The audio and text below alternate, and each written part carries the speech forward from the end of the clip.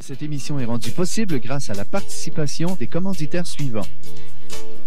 La Fédération québécoise de la faune. Hydro-Québec. Les caisses populaires Desjardins d'Abitibi-Ouest. Matériaux Campagna du 1200 rue Manta à Rouyn-Noranda. Robert G. Fils du 45 7e Avenue Ouest à La Sarre. Drouin Allard, marchand Rona du 21 principal sud à Amos. Et de Métroplourde du 77 2e rue Est à La Sarre.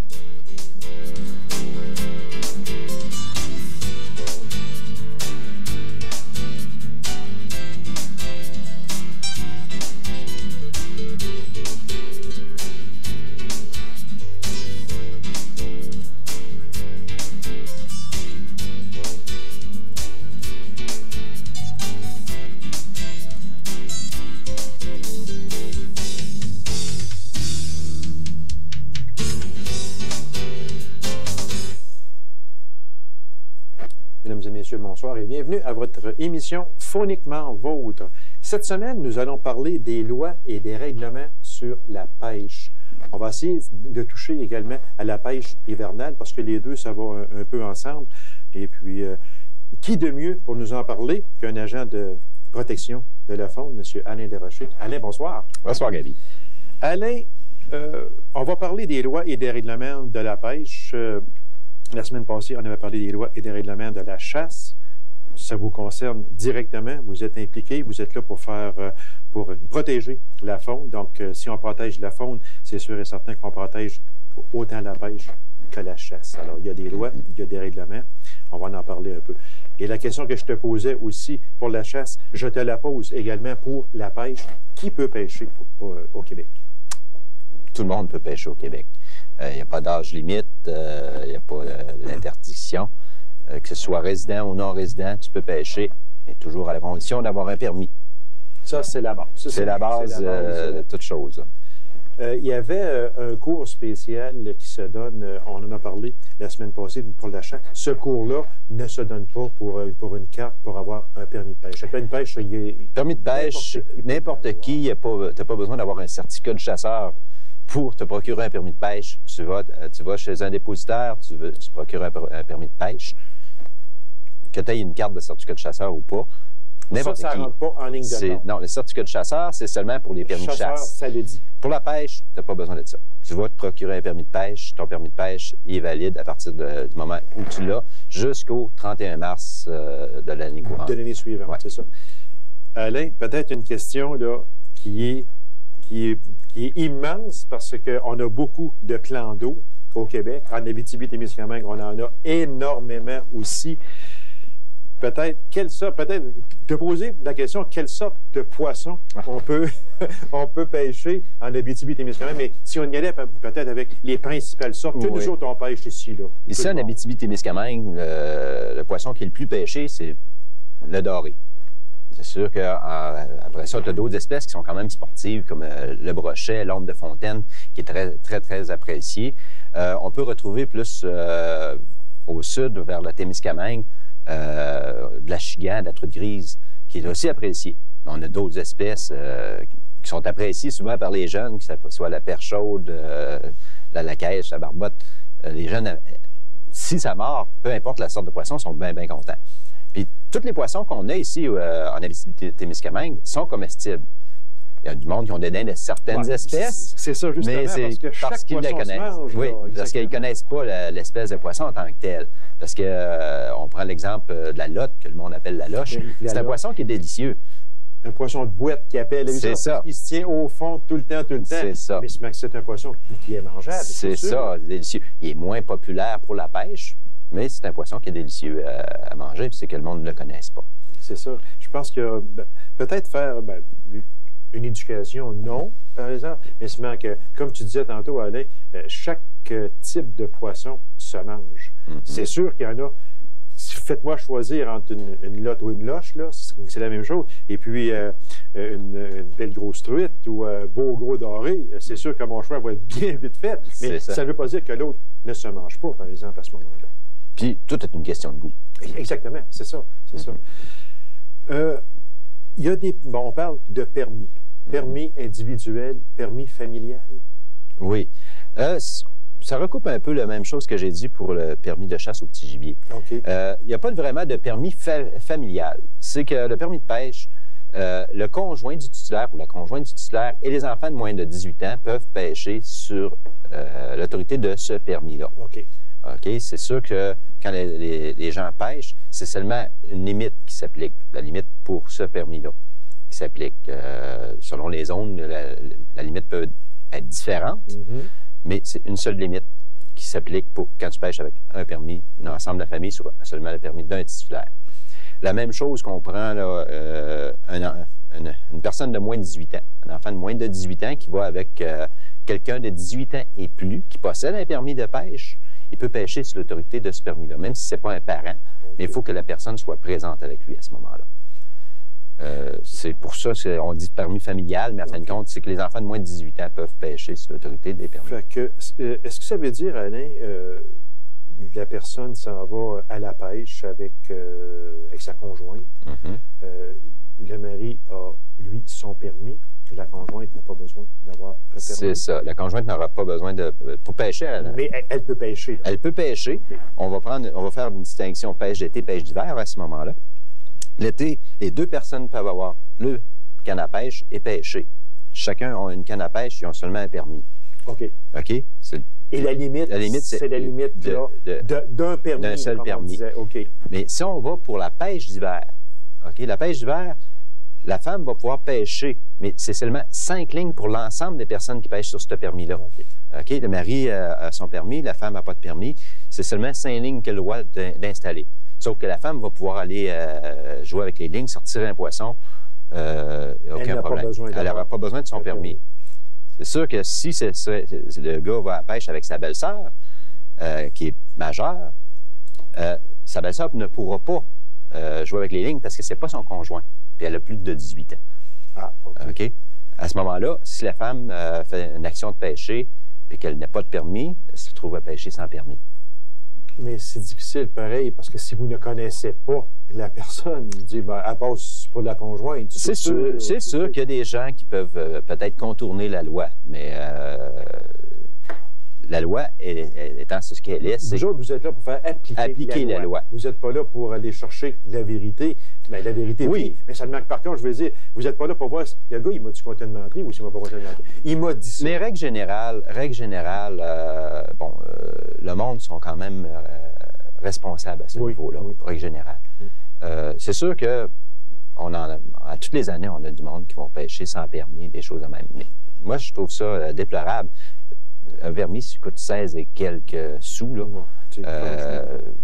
Puis les amendes sont beaucoup plus élevées que ça. Fait que là, si on s'entend bien, Alain, pour le bénéfice des personnes qui nous écoutent, la personne, on parle de pêche d'hiver, la personne a droit à 5 lignes, il est avec sa conjointe, ses 2 enfants, ça fait 4 personnes, il n'a pas droit à 20 lignes. Non, c'est seulement 5 lignes. Parce qu'ils ont un seul permis. Parce qu'il y a un seul permis. Si l'épouse avait un permis, elle aussi, là, on double le nombre de lignes à ce moment-là. C'est ça? C'est ça.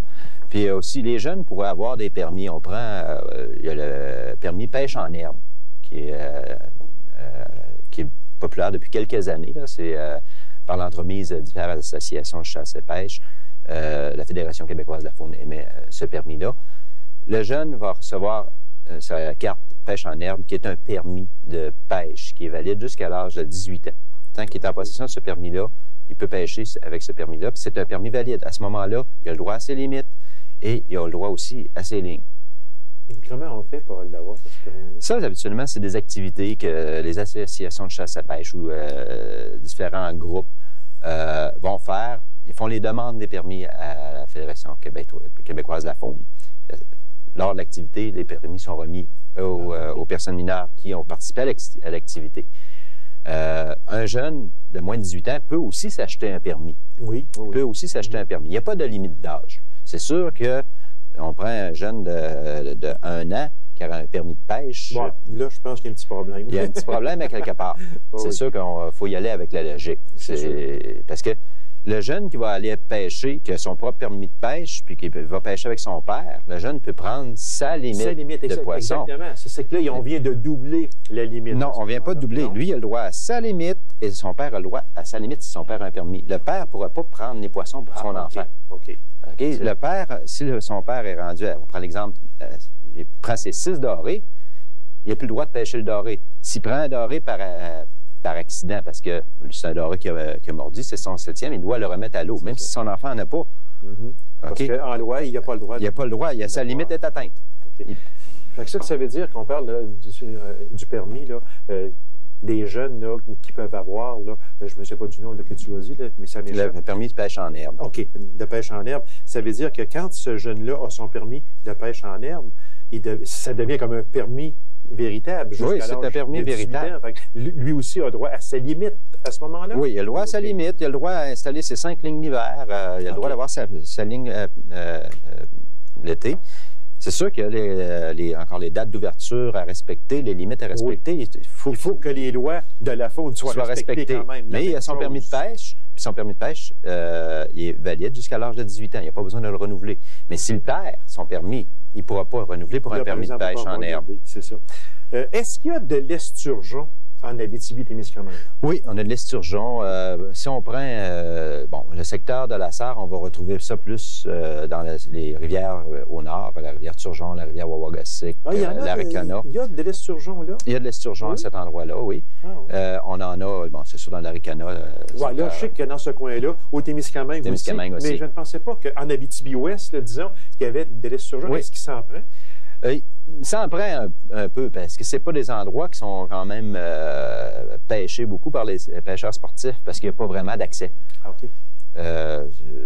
C'est qu'on ne voit pas beaucoup de monde qui vont pêcher l'esturgeon, mais il y a de l'esturgeon dans ces rivières-là. Puis pour ce qui est des lois sur l'esturgeon, est-ce que c'est la même chose? On a droit à combien? Si mettons qu'on y va, là, on a droit à combien? C'est-tu un, deux? Je ne savais pas. Oui, il faudrait que je vérifie. Dans ça ici, regardez, hein? Oui, c'est ça ici, là. C'est que tu me poses une question qui ne m'est pas posée souvent parce qu'il n'y a pas beaucoup d'amateurs de pêche. Parce que même moi, je suis surpris qu'on pêche de l'esturgeon en Abitibi-Ouest. C'est la première fois que j'entends parler. Je savais qu'il s'en pêchait à la Ricana, je savais qu'il s'en pêchait au Témiscamingue, il y en a. Mais ici, je ne pensais jamais qu'il y avait de l'esturgeon. Oui, il y a de l'esturgeon. Même, il y a eu des prises au lac Chicobi. Ah oui? Oui, déjà. Je peux aller vite fait répondre à ta question pour le nombre d'esturgeons. C'est sûr que c'est facile avec un résumé. C'est sûr. Qui est gratuit en plus de ça. C'est ça, c'est gratuit. Puis toutes les réponses. Quelqu'un qui se pose une question, justement, l'esturgeon, est-ce qu'on a le droit de le pêcher? C'est quoi les limites? On regarde ici l'esturgeon jaune et l'esturgeon noir. C'est 2 espèces différentes, mais les dates sont les mêmes. Dans la zone 13, OK, c'est 1. Okay. Que tu as le droit de prendre par jour, puis c'est du 14 juin au 30 novembre que tu as le droit de le pêcher. Fait que, voyez-vous, hein, on trouve toute réponse dans cette petite brochure gratuite. Je pense que l'esturgeon, est-ce que c'est un poisson qui se pêche en profondeur? Oui, c'est un poisson de fond. Est-ce que c'est un poisson de fond? Oui, c'est un poisson de fond. Les techniques de pêche sont différentes que celles du doré et des choses comme ça, mais c'est un poisson de fond. Okay. Si on y allait maintenant, pêche sans permis. Oui, il y a des endroits que tu peux pêcher sans permis. On prend les étangs de pêche privés où que tu pêches ton nombre de fontaines ou encore ta truite, puis tu payes tant de la truite ou tant du pouce. Okay. Ça, tu n'as pas besoin de permis de pêche pour pratiquer la pêche dans des étangs comme ça. Il y a aussi une autre exception qui est la fête de la pêche qui est au mois de juin. Oui, ça, c'est nouveau depuis 2 ans, je pense. 2 ou 3 ans. Ouais. Là, ça, c'est une ou 2 journées au cours de l'année où tout le monde peut pêcher. Tous les résidents du Québec, on parle de résidents. Okay. C'est important. C'est important, là. Oui. Tous les résidents du Québec peuvent pêcher sans être titulaires du permis lors de la fête de la pêche. La fête de la pêche, les dates pour... c'est en juillet. C'est en juillet. L'an dernier, c'était le 6 et 7 juillet. Oui, 6 et 7 juillet. La date exacte pour 2003, je ne l'ai pas présentement. Okay. Pendant ces journées-là, tout le monde peut pêcher sans permis. Tout le monde peut avoir chacun le limite de poisson, mais toujours en respectant que c'est le pêcheur qui prend sa limite. C'est ça. Fait que quotidienne. les agents de protection de la faune, à ce moment-là, leur seul rôle qu'ils ont à jouer, c'est de voir effectivement que les limites ne soient pas dépassées. Là. Les limites, les saisons, les engins de pêche utilisés, la réglementation est vaste. Oui, Le permis de pêche est un élément de réglementation. Ah oui, parce qu'il n'y a pas seulement que ça. Il n'y a pas seulement que ça. Il y a des zones où que tu peux pêcher avec 4 hameçons, d'autres zones que c'est seulement à la mouche. Bien, certaines zones où des écs, certains lacs. Il y a beaucoup de choses dans les lois et règlements. Oui, il y a beaucoup de choses. On pourrait passer des journées à décortiquer. Ah, mon Dieu, oui. Fait que, Alain, on s'absente à temps d'une courte pause, puis on revient. On va parler encore de pêche et de pêche hivernale un petit peu plus aussi. Alors, mesdames et messieurs, restez avec nous. Cette émission est rendue possible grâce à la participation des commanditaires suivants. La Fédération québécoise de la faune. Hydro-Québec. Les caisses populaires Desjardins d'Abitibi-Ouest. Matériaux Campagna du 1200 rue Manta à Rouyn-Noranda. Robert G. Fils du 45 7e Avenue Ouest à La Sarre. Drouin-Allard, marchand Rona du 21 Principal Sud à Amos. Et de Métroplourde du 77 2e rue Est à La Sarre. Alain, les appâts vivants, est-ce que c'est permis à la pêche? Bon, si on entend appât vivant, si on parle de poisson appât vivant, OK, oui. OK? Bon, dans certaines zones, c'est encore légal. OK? Mais si on parle ici en Abitibi-Témiscamingue, en général, le poisson appât vivant est interdit. Tu as le droit d'utiliser seulement le poisson appât mort pour la pêche. Mais si on parle d'appât vivant, on pourrait pêcher avec des grenouilles vivantes. Ah oui? Oui. C'est pas interdit. Sauf que pour capturer les fameuses grenouilles, Ouais. ça prend un permis de chasse. Ah, là, ça devient intéressant à Moses. OK. Ça veut dire, on parle d'appât vivant, on parle de poisson, OK? Poisson vivant, on n'a pas le droit. Non. Maintenant, on parle de grenouille, mais pour pouvoir pêcher avec un appât vivant la grenouille, là, ça te prend un permis, comme tu disais, pour La capturer. la capturer. Ça prend pas un permis pour prendre pour utiliser la grenouille Non, vivante c'est pour comme aller appât de prendre. pêche. Mais pour l'avoir vivante, il faut que tu l'aies attrapée quelque part. Oui. Mais pour l'attraper, ça prend un permis de chasse. Ah, OK? oui. C'est pas toutes les grenouilles qui sont permis pour la chasse. Là, Alors ça devient... C'est plus compliqué. On voit pas ça en Abitibi-Témiscamingue tellement. C'est surtout les endroits où de la pêche à la chigan qu'on va voir ça. Un autre type d'appât vivant qu'on peut utiliser, les vers de terre. Oui, c'est sûr. Les sangsues, c'est vivant. Mais quand on parle d'appât, de poisson appât vivant, ça, c'est illégal. Que ce soit autant pêche hivernale que pêche d'été. C'est ça. Seulement la possession de ces poissons-là, appât, est interdite. La possession et l'utilisation sont interdites. Mais il y avait un temps, Alain, où l'appât vivant, poisson, on parle de poisson, là, l'appât vivant était permis à la condition que le mené ait été pris dans le même lac où on pêchait. Dans les mêmes eaux. C'est ça, oui? Oui. C'est ça. Dans le temps, c'était le poisson, il fallait qu'il provienne des mêmes eaux. Des mêmes eaux, Okay. exactement. Mais la loi, elle a évolué, elle a changé. C'est pour éviter d'apporter des espèces indésirables dans des lacs ou des maladies dans certains lacs. OK. C'est pour ça. C'est que le monde ne se sont pas contentés de prendre des poissons dans les mêmes eaux. C'est ça. Ils allaient dans d'autres lacs, d'autres rivières où ils pouvaient avoir des espèces indésirables ou encore des maladies qu'il n'y avait pas dans un lac et transféraient ces poissons-là d'un lac à l'autre qui contaminaient le nouveau lac. Fait que ça, c'était une des principales raisons, une raison majeure pour le pourquoi qu'on a interdit l'appât vivant. Oui. C'est ça? Oui, c'est la principale raison. Parce que moi, je me rappelle bien, j'allais souvent à la pêche au lac du Parquet, mais si on prenait ou on achetait du mené vivant à ce moment-là, qui provenait du lac du Parquet, on pouvait aller à la pêche. On allait à la pêche au doré. Là, plusieurs années. Mais la nature humaine est telle qu'elle est. Il y a du monde qui n'ont pas respecté cette loi-là. Et... Fait qu'il reste un fait, Alain, puis qui restera toujours, c'est que l'abus porte à la fermeture de bien des choses. Bien, pas la fermeture, c'est le durcissement des lois. Le durcissement, exactement. C'est vraiment le mot, là. Les lois deviennent plus sévères pour contrer quelques individus qui abusent. Parce que c'était C'était vraiment... Les pêches étaient meilleures avec le menu des Je ne suis pas prêt à dire ça. Non, du tout, du tout. C'est que c'était la technique du temps. C'était la technique que le monde utilisait dans cette période-là. Aujourd'hui, le monde a évolué au niveau de la technique de pêche. Puis, à ce que je peux constater, c'est que le résultat de pêche est même meilleur que dans le temps que tu avais le droit aux poissons pas vivants. Alain, si on parlait du nombre de prises journalières versus la limite de possession, là, ce n'est pas pareil du tout, du tout.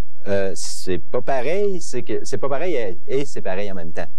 Parce que la limite de prise pour le poisson, OK, on parle peu importe l'espèce, chacun a une limite de prise. Okay. On prend le doré, dans la zone 13, c'est 6 dorés quotidiennement. Le brochet aussi, c'est 6 dorés, mais si on s'en va pour l'ombre de fontaine, c'est 10. Un pêcheur qui pêche le doré, la limite de prise quotidienne dans la zone 13 est 6 dorés par jour. La limite de possession aussi dans la zone 13 est de 6. Autrement dit, le pêcheur qui est chanceux, qui prend ses 6 dorés dans une journée, s'il veut retourner à la pêche le lendemain, faut qu'il mange du poisson ou qu'il en donne. C'est ça, parce que s'il en garde... Non, la vente est interdite. La vente de poissons pêchés sportivement est interdite. C'est ça. Il faut que tu aies des permis commerciaux pour faire le commerce du poisson à peau. Du poisson, je veux dire, en général. C'est ça, c'est que là, il a pris ses 6 dorés. S'il veut retourner le lendemain, il faut qu'il en mange. S'il en mange 2, le lendemain, il a le droit d'en capturer et d'en garder 2. OK? Mais on parle aussi de la remise à l'eau. Quelqu'un qui pêche la pêche sportive, il dit, moi, j'ai besoin seulement de 2 dorés pour souper ce soir. Il pêche, puis qui fait la remise à l'eau. Il pourrait prendre dans sa journée 50 dorés s'il voudrait. S'il en garde seulement 2. Les dorés qui ont été pris et remis immédiatement à l'eau ne comptent pas dans la limite. Okay. C'est seulement pris et gardé qui compte dans la limite. Mais il y a une chose, je même dans la brochure ici, que lorsque l'on regarde les remises à l'eau, moi, il y a de quoi dans ça qui m'a un petit peu surpris, c'est qu'on remet à l'eau le poisson mort ou vif. Ça, on ne parle pas de la pratique de la remise à l'eau en tant que telle. C'est que si quelqu'un pêche, on prend l'exemple, la pêche au doré ouvre au mois de mai, une date X, prenons le 21 mai, mais d'autres espèces comme la barbotte ou la lotte, elle est ouverte à l'année. Quelqu'un pêche la barbotte au début de mai, la pêche au doré n'est pas ouverte, pêche la barbotte, capture des barbottes, il capture un doré.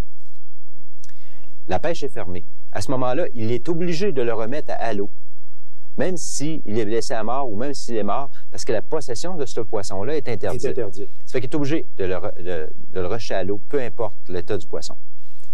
Mais parce que la pêche est fermée à ce moment-là. Ça veut dire que même si ton poisson est mort, tu te dois de le remettre à l'eau. C'est ça, parce que la possession de ce poisson-là est interdite parce qu'elle est fermée. On prend encore l'exemple, pour la gamme de taille du doré, c'est 30 cm. Quelqu'un qui prend un doré de moins de 30 cm, il est obligé de le remettre immédiatement à l'eau. Peu importe l'état de santé qu'il est, là, il faut qu'il le remette immédiatement à l'eau parce que la possession est illégale. C'est sûr qu'il y a des techniques pour éviter de blesser les poissons. On prend l'exemple d'un petit doré qui a l'hameçon pris dans le fond de la gorge. Bon, bien, si tu coupes la corde puis tu le rejettes avec l'hameçon, il y a beaucoup plus de chances de survivre que si tu essaies d'arracher l'hameçon puis tu arraches le fond de la gorge en même temps. Les chances de survivre, sont pratiquement nulles. Mais si tu coupes la corde puis tu ne forces pas pour arracher l'hameçon, souvent l'hameçon peut être désagrégé par les acides du poisson ou encore il peut recracher carrément l'hameçon. Okay, parce qu'on en voit malheureusement, pas sûr, on tire là-dessus. Des fois, la gueule est fendue, puis on met ça à l'eau. Oui, ça arrive. Le monde font quand même plus attention au doré, mais qu'est-ce qu'on voit souvent, c'est au niveau des poissons moins sportifs. L'exemple, la caisse aux yeux d'or ou encore la barbotte, que le monde vont décrocher, puis ils vont lancer ça dans le bois ou encore sur un cap de roche. C'est illégal de faire ces actes-là. Puis on va nourrir les ours avec ça. C'est que quand tu captures un poisson à la pêche sportive, OK, tu n'as pas le droit de laisser gaspiller le poisson. OK? Si tu n'as pas l'intention de le consommer ou faire quelque chose avec le poisson, tu dois le remettre à l'eau. C'est ça. On le remet à son habitat naturel. C'est ça. C'est ça. Parce que, en fait, ça dit pêche sportive. Soyons sportifs. Sportif, c'est pas de tirer un poisson dans le bois. C'est en plein ça. Alain, est-ce qu'on peut pêcher dans les réserves fauniques, dans les ecs? Oui, c'est ça. On a quand même, on est chanceux parce qu'on a plusieurs réserves fauniques et ZEC où il y a des activités de pêche contingentées ou encore, la pêche est réglementée de façon différente de la zone pour préserver la qualité de pêche dans ces secteurs-là. Pour pratiquer la pêche à ces endroits-là, ça prend des droits d'accès. En plus du permis de pêche provincial, ça prend des droits d'accès. Tu payes un droit d'accès pour pêcher. Oui. Les limites peuvent être différentes de la zone, mais en règle générale, les limites sont semblables à la limite de la zone. Donc, on peut pêcher dans les réserves et dans les ecs. On va parce qu'il reste très peu de temps, Alain, on va parler de la pêche hivernale un peu, même si on est en plein mois de mai actuellement. On va parler de la pêche hivernale. Ligne sous surveillance constante et immédiate. Bon, ce terme-là s'applique aussi pour la pêche d'été. Oui, aussi, exactement. Pour la pêche d'hiver, c'est que c'est plus facile de dire s'éloigner de ces lignes parce que les lignes sont directement sur la glace. Exactement. Mais on parle toujours d'être en surveillance constante et immédiate. La constante, ça le dit par soi-même, il faut que tu vois toujours tes lignes. Okay. Peu importe où tu es, il faut que tu sois toujours capable de voir tes lignes. Immédiate, c'est sûr que tu peux pas dire ça bouge, je mets tout de suite la main dessus. Quand tu as 5 lignes à surveiller, la 5e ligne n'est pas à côté de toi. Là. Mais il faut que tu sois capable, dans les plus brefs délais, d'aller voir qu'est-ce qui se passe, là, pour pas laisser souffrir le poisson inutilement ou encore qu'il parte avec l'hameçon, tout ça, pour aller mourir plus loin là, parce que la ligne elle a cassé. C'est pour ça qu'on parle d'immédiat. Parce que quand on parle de pêche hivernale, c'est sûr, comme tu le dis, les lignes, mettons qu'on a 5 lignes, on peut être à 100 pieds de nos lignes, mais l'été, pareil, on peut planter un manche, puis sur le bord de l'eau, puis on pêche. Oui, c'est pas nécessairement qu'on dit immédiat, c'est pas nécessairement de l'avoir dans les mains. Qu'on dit constante, il faut que tu vois toujours ta ligne. C'est ça. Immédiat, il faut que ce soit dans les plus brefs délais. C'est sûr qu'on parle de la pêche d'été, le gars... Il peut dire, je la vois, ma ligne, mais s'il était 1000 pieds, il voit sa ligne, mais il ne voit pas ce qui se passe. C'est pas immédiat. Là. Ça devient immédiat. Il reste à peine 30 secondes. Pourquoi le doré, le pêche d'hiver, du 1er décembre au 31 mars, puis on continue 15 jours de plus pour les autres espèces? Bon, la pêche au doré, c'est pas du 1er décembre. Ça commence normalement au mois de mai. Ah oui, c'est puis ça continue jusqu'au 31 mars. C'est la pêche d'hiver qui commence le 31 décembre. La pêche avec 5 lignes. Avant le 31 décembre, le 1er décembre, excusez-moi. On aura une ligne. C'est seulement une ligne. C'est du 1er décembre au 15 avril qu'il a le droit à 5 lignes pour la pêche d'hiver. Pourquoi ça ferme plus de bonne heure dans la zone 13? C'est le plan de gestion du doré. C'est que normalement, au printemps, au début d'avril, les dorés commencent à revenir vers les frayères. Ils sont plus vénérables, plus faciles à prendre. C'est pour maintenir les meilleurs génidars. C'est le plan de gestion du doré aussi. C'est ça, c'est le plan de gestion du doré qui prend en ligne de compte. Merci beaucoup, Alain. C'est tout le temps que nous avions. Ce fut très, très, très intéressant. Alors, je te remercie infiniment. De rien.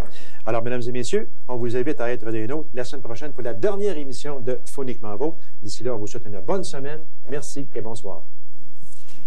Cette émission est rendue possible grâce à la participation des commanditaires suivants. La Fédération québécoise de la faune, Hydro-Québec, les Caisses populaires Desjardins d'Abitibi-Ouest, Matériaux Campagna du 1200 rue Manta à Rouyn-Noranda, Robert G-Fils du 45 7e avenue Ouest à La Sarre, Drouin-Allard Marchand Rona du 21 principal Sud à Amos et de Métroplourde du 77 2e rue Est à La Sarre.